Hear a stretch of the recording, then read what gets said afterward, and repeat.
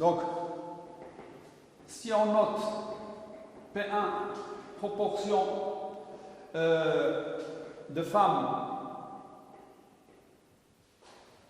favorables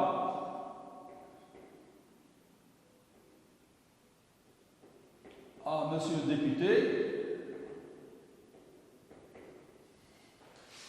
et P2, la proportion des hommes, la proportion d'hommes en âge de voter, favorable à monsieur le député, on veut tester, c'est ça le sens de la question, est-il aussi populaire? Ça veut dire est-ce que c'est la même chose? Est-ce que ce n'est pas significativement différent? Donc on veut tester A0, P1 égale P2 égale P contre H1, P1 est significativement différent de P2. Voilà. Donc, la loi d'échantillonnage sous A0, au risque, voilà, j'ai oublié de parler du risque, mais ça, il ne faut pas que vous l'oubliez, au risque d'erreur de première espèce, alpha égale 0,05 de 5%. Donc, sous A0, P1 égale P2 égale P, on a F1 moins F2 sur racine de P1 moins P, racine de 1 sur N1 plus 1 sur N2. Ça suit une loi normale 0,1. Le P est estimé par P chapeau. Donc ici, ça c'est je ne fais que prendre les lois d'échantillonnage de base et je fais les opérations dessus et j'arrive à la fin à ma loi d'échantillonnage, la loi qui va me permettre de répondre à la question. Mais ici, le P est inconnu.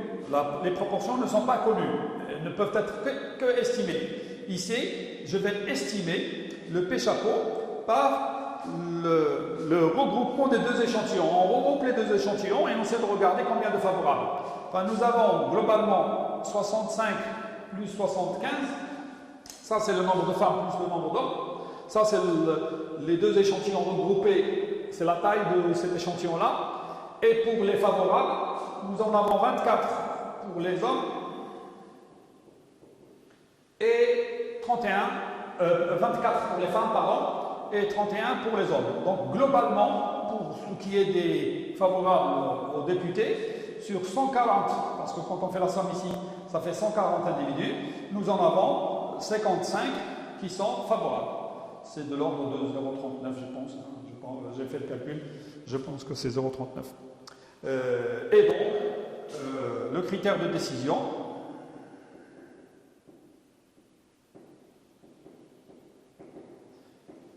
si valeur absolue de F1 moins F2 sur racine de P chapeau 1 moins P chapeau, racine de 1 sur N1 plus 1 sur N2 est plus grand que ici,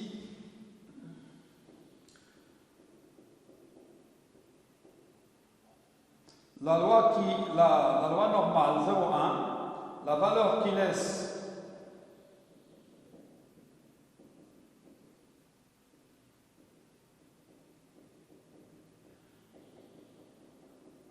euh, 5% en valeur absolue au-delà, donc ici nous avons 2,5%, et ici nous avons 2,5%.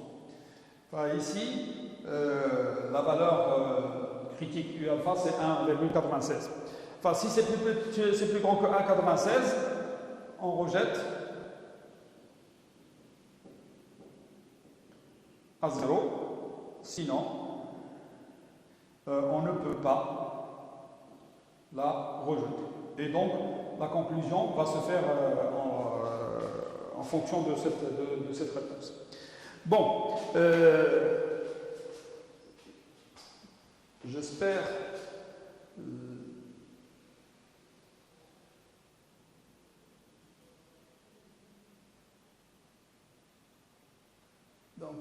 je passe à la valeur suivante. Donc c'est un test bilatéral symétrique. Pour alpha est égal à 0,05, nous avons le U alpha c'est 1,96.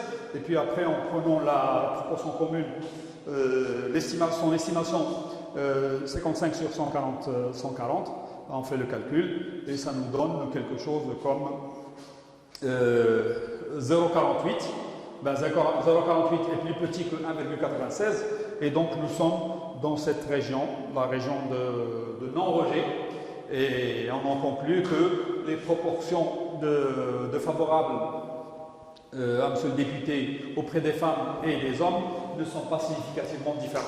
Donc c'est pratiquement la même chose, même si au niveau des échantillons, il y a eu cette différence un petit peu apparente de 0,37 pour les femmes et de 0,41 pour les hommes. Voilà, c'était ça l'idée de notre travail. Voilà. Maintenant, pour passer aux lois d'une variable aléatoire avec moyenne et variance, ou avec moyenne et écart. Là, je vais parler d'abord des variances. Je vais vous dire pourquoi d'ailleurs. C'est très important. Quand on fait une comparaison pour deux lois, donc nous supposons que pour la population 1, il y a la loi X1 qui régit le phénomène que nous sommes en train d'étudier, qui suit une loi normale, mu1, sigma. Et pour la population 2,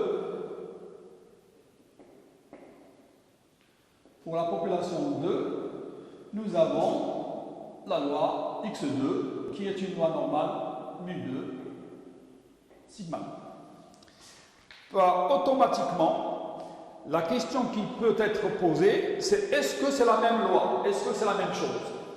Enfin, généralement, même quand on fait que pour la moyenne, parce que c'est la première caractéristique qui nous intéresse, mais il faut absolument regarder les écarts-types ou regarder les variances, est-ce qu'elles sont égales ou pas. Et donc, quand on veut comparer deux moyennes, quand on veut comparer deux populations à partir d'une variable aléatoire et donc la première caractéristique intéressante qui est la moyenne, on ne commence pas par la moyenne directement. Il faut faire une première étape. La première étape, ça concerne l'égalité des variances.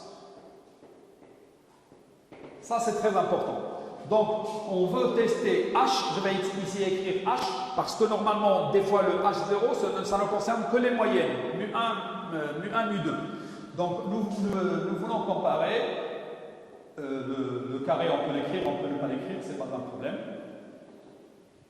Voilà, contre. Généralement, que la différence.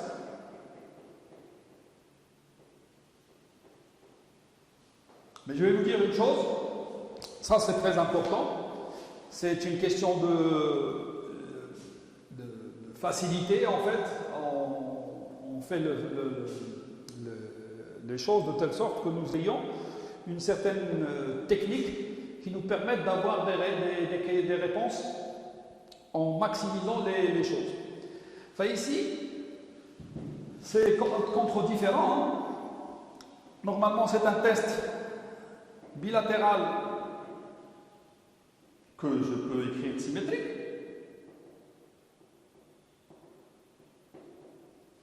Mais en fait,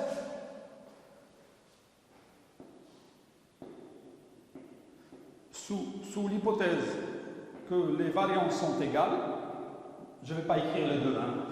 Le 2, je l'ai écrit entre parenthèses, on peut l'écrire, on ne peut pas l'écrire. Sous cette hypothèse-là, nous avons S' 1 carré. Donc, je rappelle un petit peu que la variance pour une variable aléatoire, elle est estimée par S' carré de sigma 2. Hein. est estimé par S' carré est égal à 1 sur n moins 1 somme des xi moins x bar au carré. Ici, comme nous avons deux échantillons, nous allons rajouter les indices pour les tailles d'échantillons. Donc, S'1 carré, c'est 1 sur n1 moins 1 somme des xi moins x1 bar au carré. Les xi qui concernent le premier échantillon.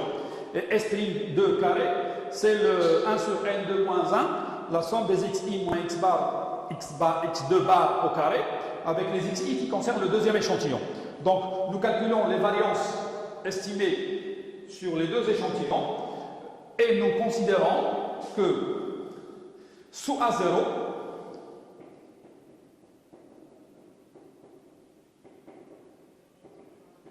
le rapport des deux est une loi de Fischer.